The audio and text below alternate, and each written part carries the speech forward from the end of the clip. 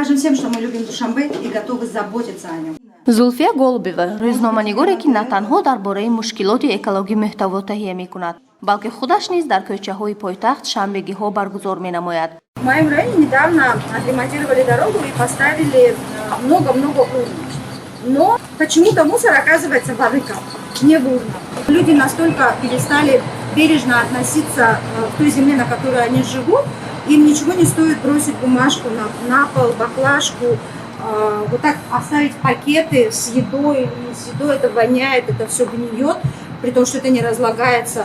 бо истифода аз малакаҳои худ ӯ дар шабакаҳои иҷтимоӣ наворҳои кӯтоҳ ва ҷолиб нашр мекунад. Проблема с мусором в Душанбе актуальна, а с наступлением осени она становится еще более актуальной, потому что добавляются листья.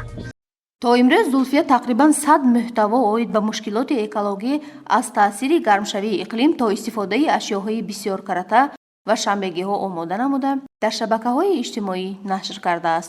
дар оғози кор духтараш ба ӯ кӯмак мекард. ҳоло як гурӯҳи ихтиёркорон низ ба ӯ ҳамроҳ шуданд.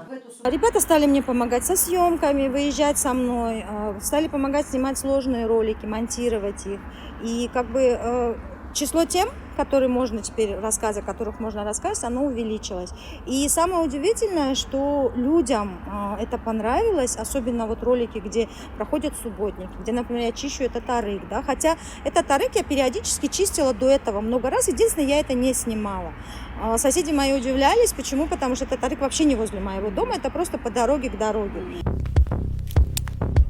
Объявляю общий сбор.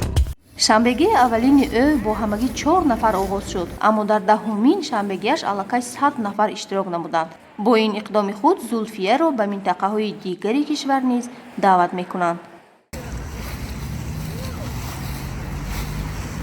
таҳлилҳои ӯ нишон медиҳанд, ки аксарияти партовҳои сокинон аз қуттиҳои яккаратар, халтаҳои полиэтиленӣ ва зарфҳои пластикӣ иборатанд.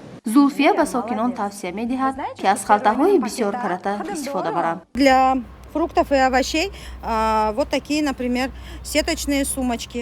Маленькие, большие. Их можно шить самим, их можно заказать в онлайн-магазине. Тем самым вы сократите количество пакетов. зулфия доираи фаъолияташро васеъ намуда ба ин иқдом на танҳо сокинон, балки мақомоти давлатӣ ва созмонҳои байналмилалӣ низ мепайванданд. наворҳои ӯ дар шабакаҳои иҷтимоӣ аз ҷумла инстаграм ва тикток дар тоҷикистон ва берун аз он қазоқистон, қирғизистон, ӯзбекистон, русия ва аврупо баҳои баланд мегиранд. ӯ бовар дорад, ки бо ин ташаббус метавонад ба коҳиши партовҳо ва баланд бардоштани маърифати экологии мардум мусоидат намояд.